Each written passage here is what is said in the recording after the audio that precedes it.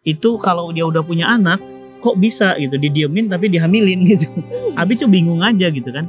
Nah pertanyaannya, dulu awalnya seperti apa gitu? Apa ini ujuk-ujuk? Ini kan kita cuma terima DM-nya sekilas, sepotong. Apa ini ada sebabnya? Karena kalau Abi yakin banget segala sesuatu pasti ada sebabnya. Ya, coba dicek dulu. Karena kan ini tiba-tiba laporannya saya didiemin, saya dicuekin gitu. Assalamualaikum teman-teman. Waalaikumsalam. Rindu gak sama kita? Iya ya. Kita yang rindu malah. Iya, dan karena kita lagi safar ya Bi ya. Di mana? Lagi di Taman Ueno di Tokyo. Oh, alhamdulillah. Kita doakan teman-teman bisa main ke sini juga ya. Amin. Insya Allah ya Bi. Ya Allah ya Rabbal. Dan kita ini udah lama nggak bacain DM dari teman-teman. Padahal DM-nya udah numpuk. Banyak banget. Nah, jadi ayo kita lihat salah satu DM dari teman-teman di iPhone 16. 16 mana? iPhone 16. Mimpi dulu aja ya kan. Saya seorang istri, sudah 6 tahun hidup bersama dengan suami, tapi nggak pernah dilibatkan, malah selalu diabaikan. Nggak pernah dikasih kesempatan untuk ngomong, nggak pernah dilibatkan dalam mengambil keputusan. Dan itu bikin saya menjadi sangat hampa. Kemana-mana saya nggak pernah dicari, walau nggak pulang seharian semalaman. Diam tanpa menyelesaikan masalah apapun. Hidup saya ini kayaknya terlalu hampa Ustadz. Mental saya rusak dan psikis saya juga sangat rusak. Apa yang harus saya lakukan? Ada ini ya biar rumah tangga kayak gini ya? Banyak banget. Ya, jangankan yang masuk DM, yang ke WA Abi juga banyak.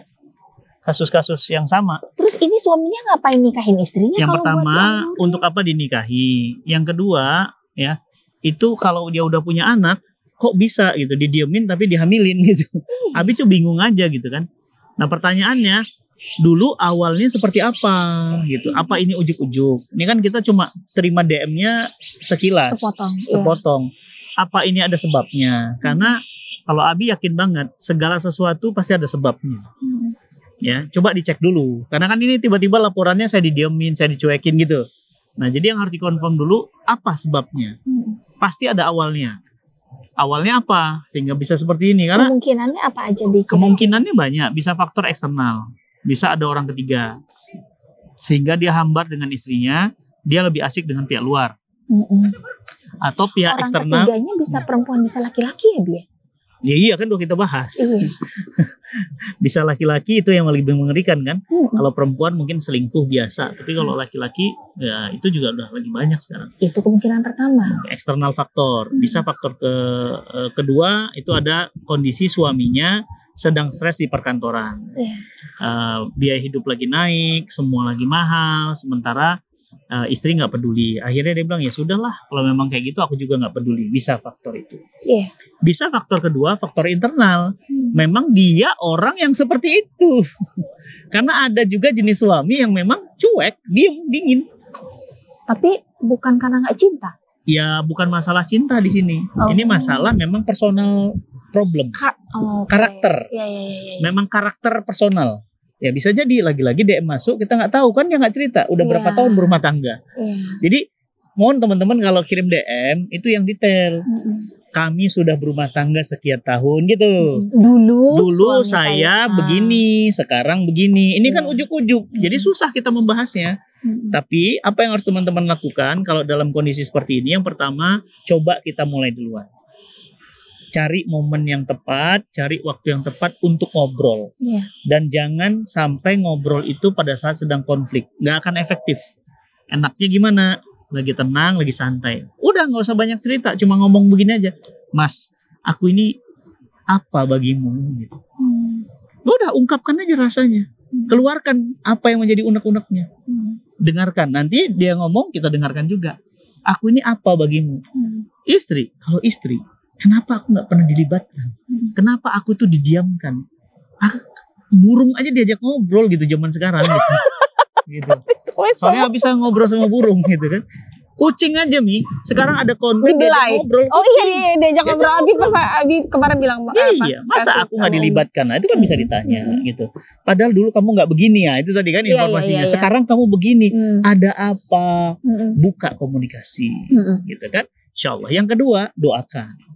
Jangan remehkan doa. Kenapa? Doa itu akan membolak-balik hati seseorang. Doakan. Ya Allah ya Rabbi, ya Allah ya Rahman, ya Allah ya Rahim, gitu kan? Lembutkan hati suamiku, ya, ubah hatinya dalam kebaikan ya Allah, mudahkan urusannya ya Allah. Cerita. Sehingga apa? Sehingga Allah pun akan mengirimkan pertolongan untuk kita, sehingga terjadilah komunikasi yang hangat antara suami istri. Yang ketiga, bisa bertanya kepada orang-orang yang dekat dengan dia, temannya, sahabatnya. Coba ditanya, kamu ngerasa nggak suamiku ada perubahan? Misalnya, kalau memang dia perubahan, kok tiba-tiba jadi begini ya? Dulunya kan nggak gitu Mbak, misalnya gitu. Ya enggak, tapi kenapa begini? Karena konsep hidupnya begini, berubah setelah menikah misalnya. Jadi semua itu harus di searching, jangan cuma curhat di DM terus kita balas terus bingung mau ngapain. Kenapa? Karena nggak menguasai apa sebabnya. Jangan-jangan nih, bukan menuduh ya. Memang istrinya yang menyebabkan suaminya nggak asik ngobrol sama dia. Itu salah satu kemungkinannya lagi. Bisa jadi banyak faktor. Bisa jadi istri itu mau dilibatkan ngomong dikit-dikit nggak boleh. Kayak Abi kan ngomong sama Umi enak, ngomong dikit oke, boleh. Support, Umi support. Abi pun masih senang ngobrol. Betul gitu kan? Mas, aku nih apa bagimu? Gitu kan?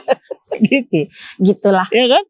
Makanya Abi senang ngobrol sama Umi, makanya Abi mau ngomong. Kenapa? Semua enggak ya?